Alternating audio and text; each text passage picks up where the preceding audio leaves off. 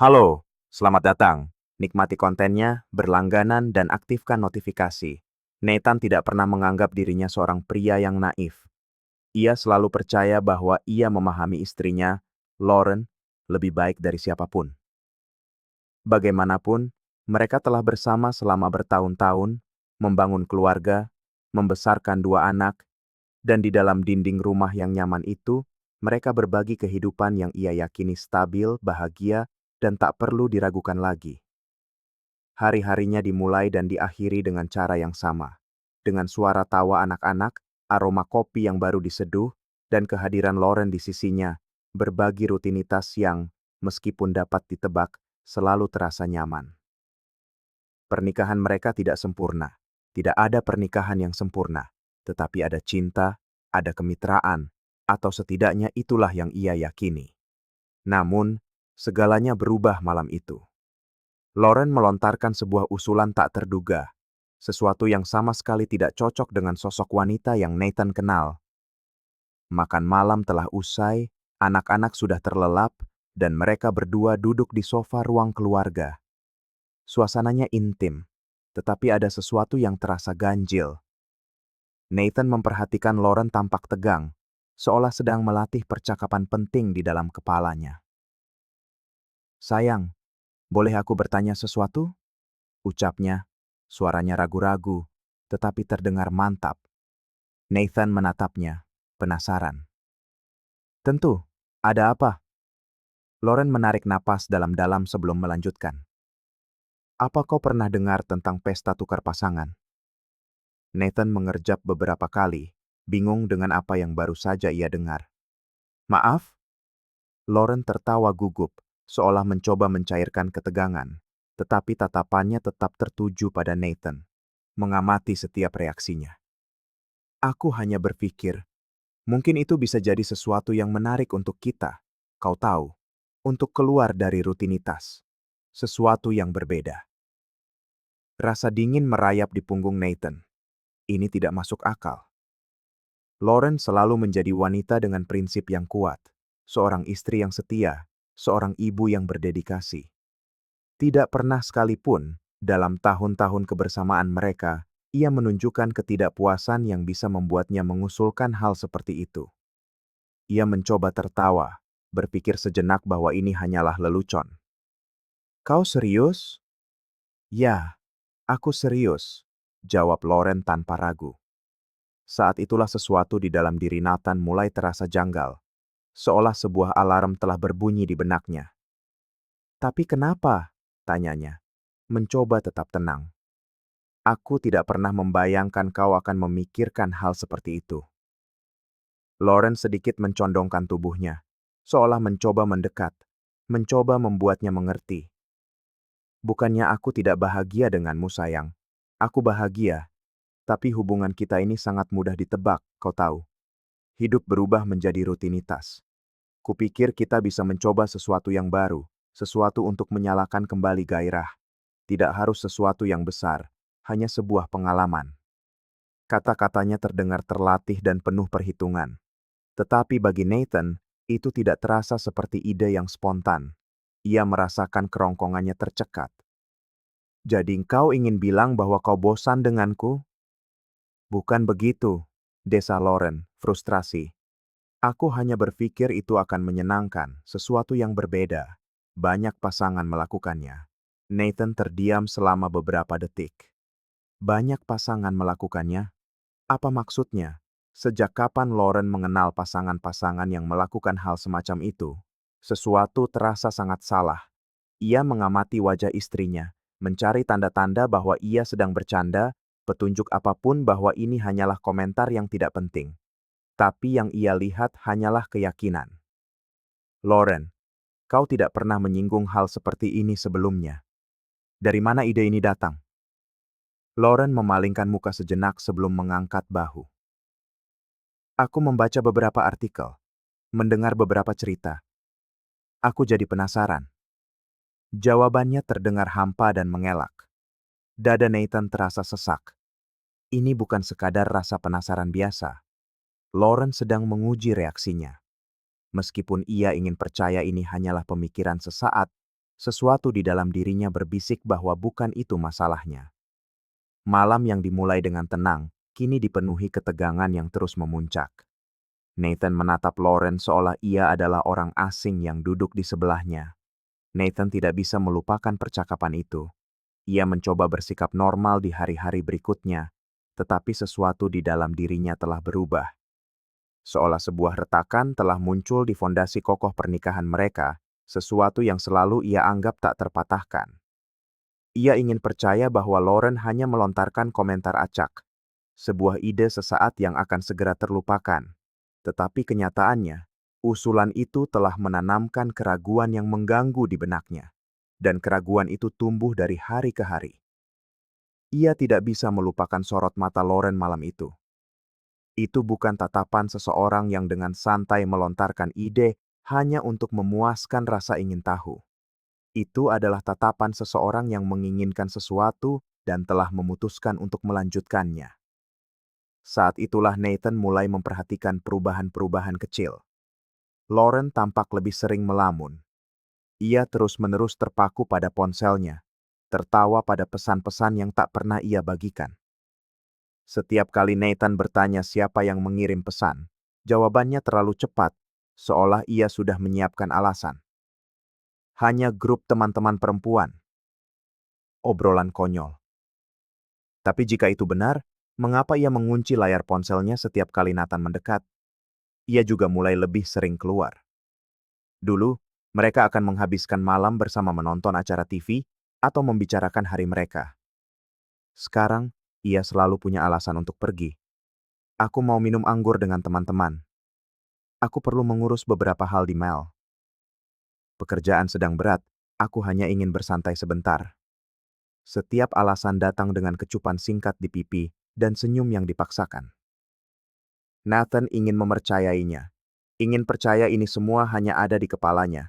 Tetapi kegelisahan yang ia rasakan tidak mau pergi.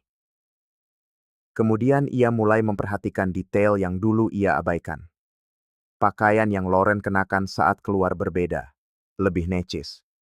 Sepatu hak tinggi yang biasanya tersimpan di lemari kini menjadi pemandangan biasa. Parfum yang lebih kuat, lipstik merah yang selalu ia bilang terlalu mencolok untuk sehari-hari. Dan cara Lauren menatapnya, dulu matanya hangat dan akrab. Sekarang, ada sesuatu yang lain di sana, seolah ia berada di tempat yang jauh, terperangkap di dunia di mana Nathan tidak lagi memiliki tempat.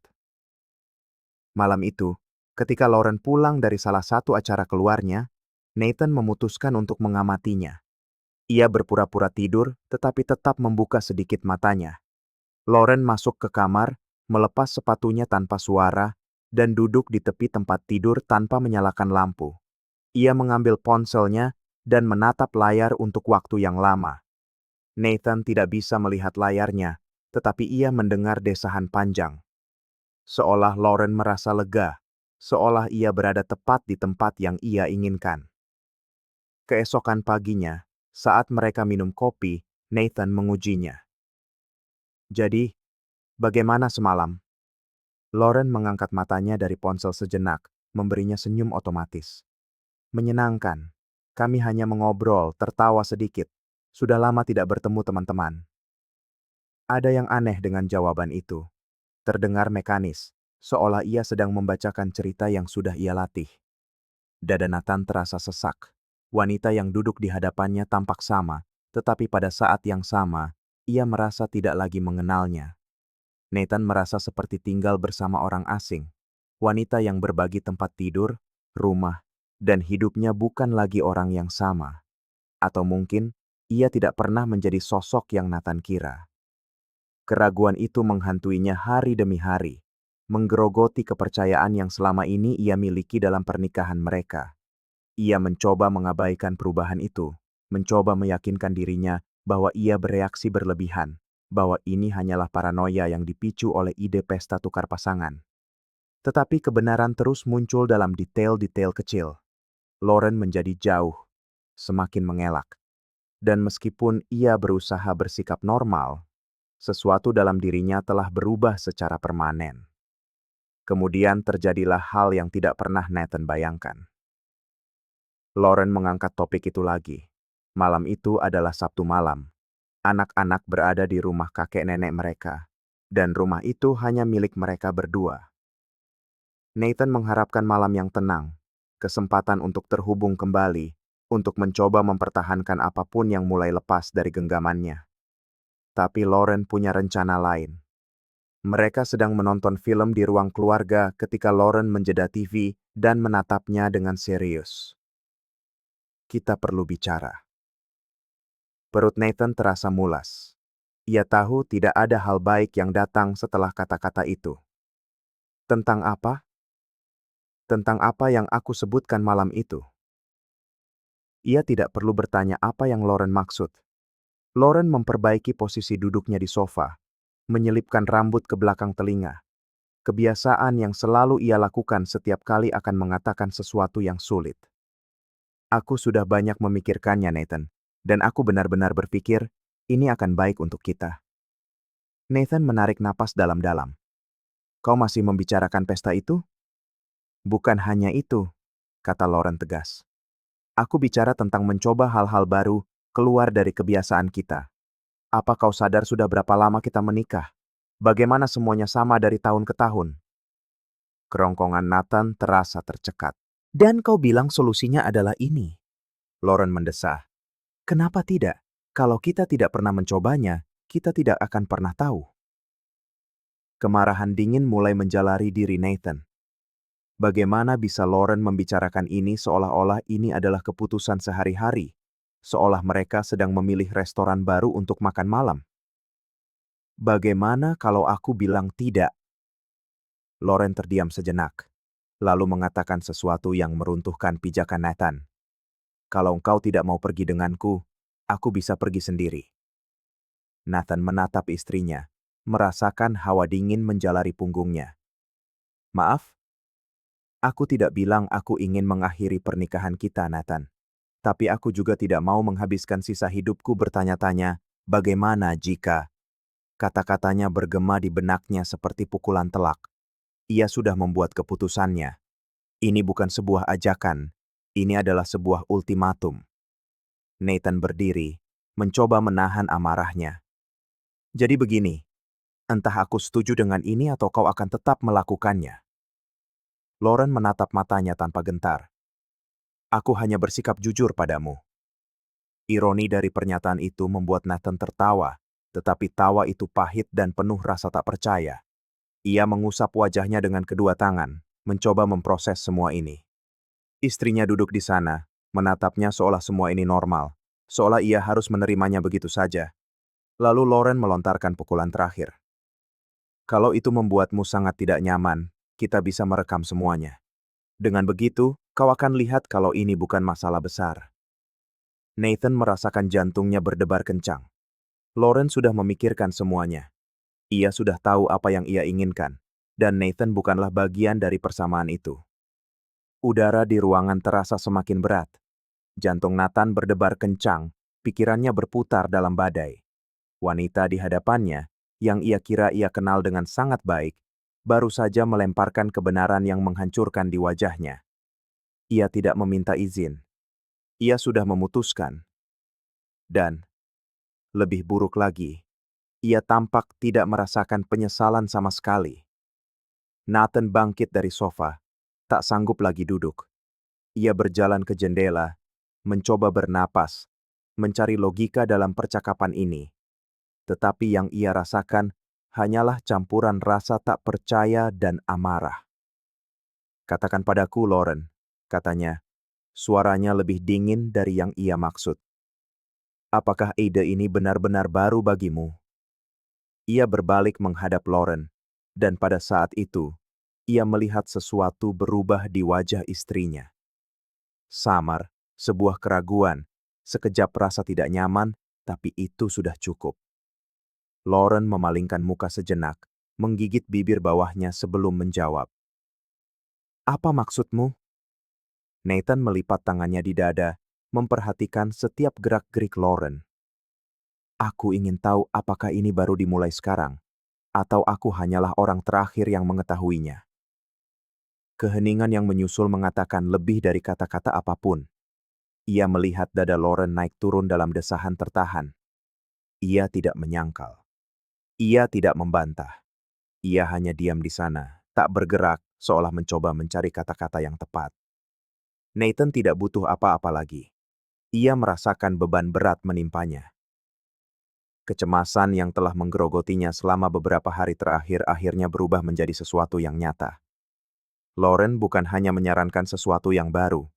Ia sudah menjadi bagian dari itu. Dan ia, pria yang tidur di sampingnya setiap malam, tidak tahu apa-apa. Rasa pahit memenuhi mulutnya, dan jari-jarinya kesemutan karena adrenalin. Tetapi ia tidak ingin berteriak. Ia tidak mau merendahkan dirinya ke level itu. Sudah berapa lama ini berlangsung? Tanyanya. Suaranya rendah, membawa nada berbahaya. Lauren tetap diam. Aku bertanya padamu, sudah berapa lama? Ia memejamkan mata sejenak lalu menatap Nathan lagi. Apa itu penting? Nathan merasakan sentakan menjalari tubuhnya. Sikap dingin dalam jawaban Lauren nyaris membuatnya kehilangan kendali. Kau bercanda? Tentu saja penting. Aku suamimu, Lauren. Pria yang mengira kita memiliki kehidupan bersama. Lauren menggelengkan kepala seolah kesal, seolah Nathan yang bereaksi berlebihan. Nathan, aku tidak pernah menyembunyikan siapa diriku. Nathan tertawa, tawa hambar yang penuh kepahitan. Kau tidak pernah memberitahuku siapa dirimu yang sebenarnya. Itu sangat berbeda. Lauren mengusap rambutnya, jengkel. Kau terlalu membesar-besarkan masalah ini. Nathan melangkah maju, merasakan denyut nadinya di leher. Kalau begitu, katakan ini. Ada berapa banyak? Tubuh Lauren menegang. Aku tidak akan membicarakan itu denganmu. Kau sudah membicarakan hal yang jauh lebih buruk. Setidaknya berikan aku sedikit rasa hormat itu.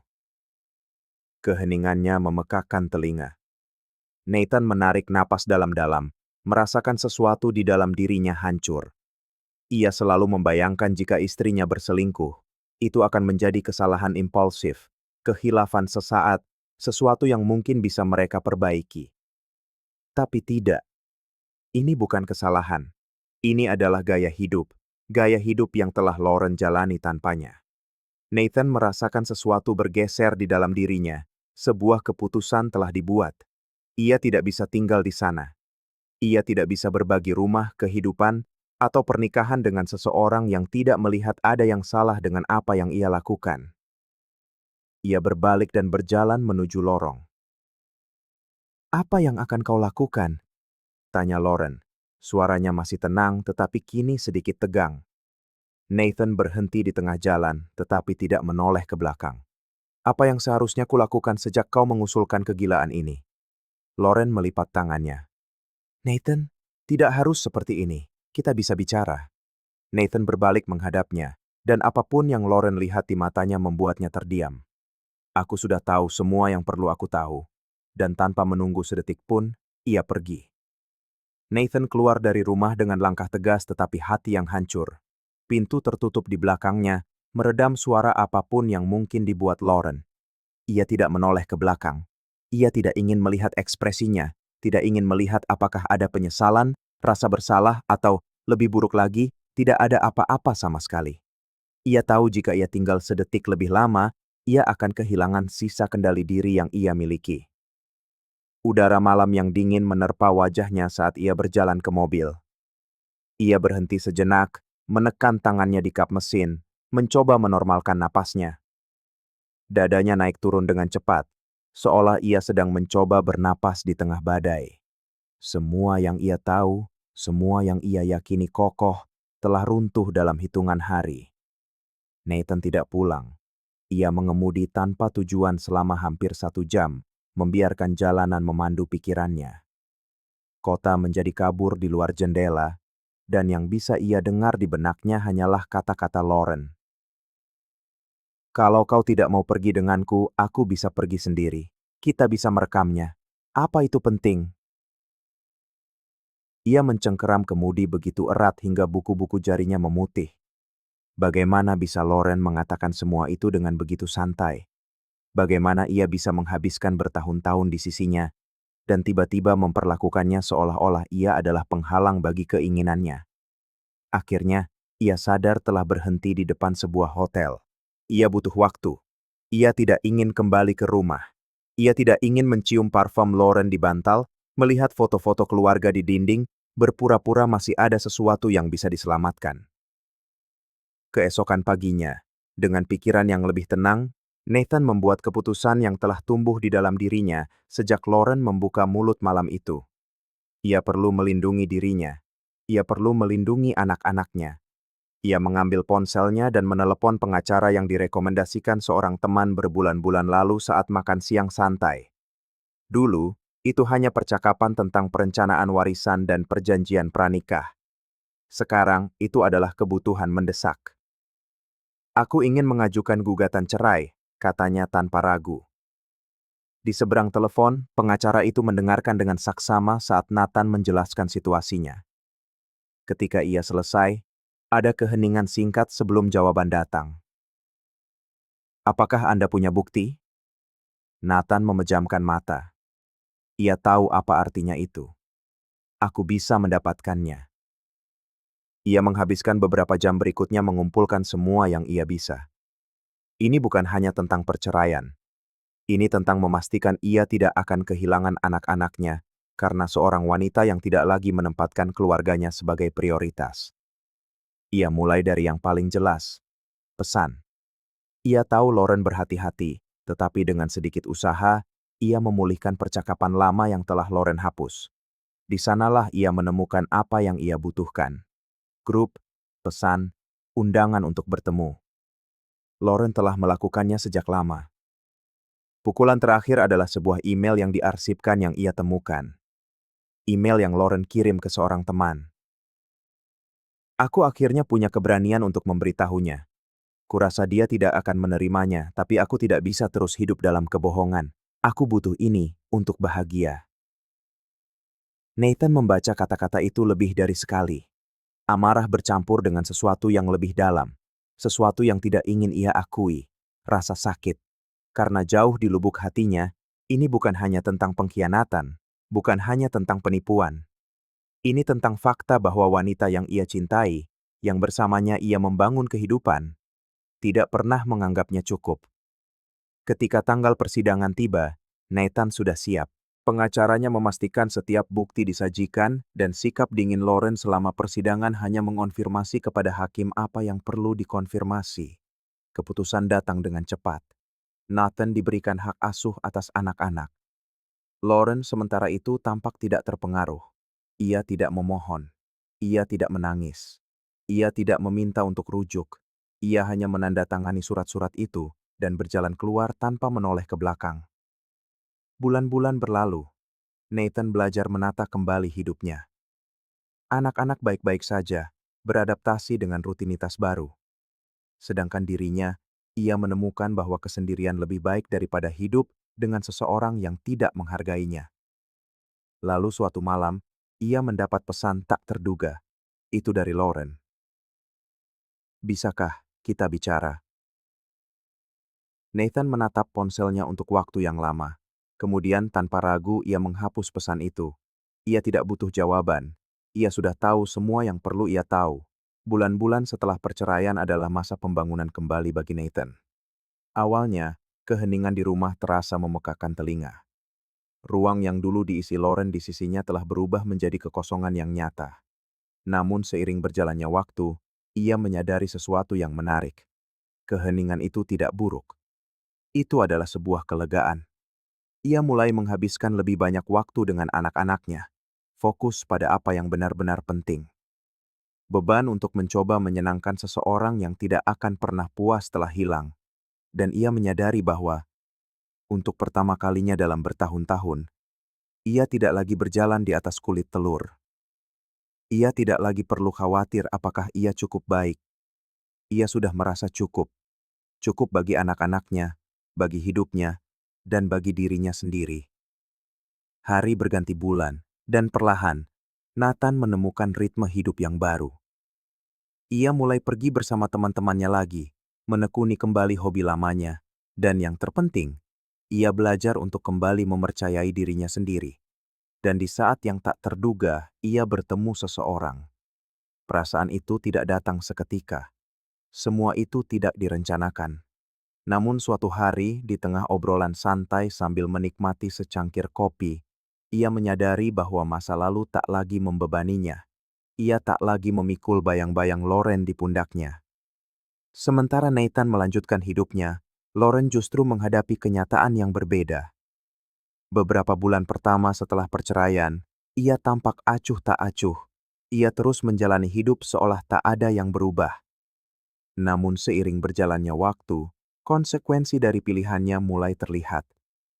Ia mencoba menghubungi Nathan beberapa kali, namun tak mendapat balasan. Ia mencoba bertemu anak-anak lebih sering dari yang diizinkan dalam perjanjian, namun usahanya mendapat penolakan. Sedikit demi sedikit, ia sadar bahwa ia telah kehilangan lebih dari sekadar sebuah pernikahan. Ia kehilangan rasa hormat, kepercayaan, dan stabilitas. Dan yang lebih menyakitkan dari apapun, ia menyadari bahwa saat ia menganggap pernikahan sebagai sangkar, Nathan justru memandang kebebasan barunya sebagai sebuah kelahiran kembali. Teman-teman yang dulu mendukungnya mulai menjauh. Euforia kehidupan barunya berganti menjadi kesepian. Orang-orang yang dulu tampak begitu tertarik padanya di pesta-pesta, tak ada di sisinya saat ia membutuhkan mereka. Dan ketika ia menoleh ke belakang, yang ia lihat hanyalah pria yang telah ia hancurkan tanpa berpikir dua kali, namun kini pria itu justru lebih bahagia tanpanya. Terakhir kali ia mencoba berbicara dengan Nathan adalah pada suatu malam yang dingin di bulan Desember. Ia mengirim pesan singkat, "Aku merindukanmu." Nathan membacanya. Ia tersenyum. Bukan senyum penuh dendam, melainkan senyum yang menunjukkan bahwa ia telah benar-benar menutup bab itu. Lalu, tanpa ragu, ia menghapus pesan itu. Masa lalu tak lagi pantas mendapat tempat di masa kininya. Dan begitulah, ia melanjutkan hidupnya. Terima kasih telah menonton video ini. Jika Anda menyukainya, jangan lupa untuk berlangganan ke kanal ini dan nyalakan notifikasi agar tidak ketinggalan video terbaru.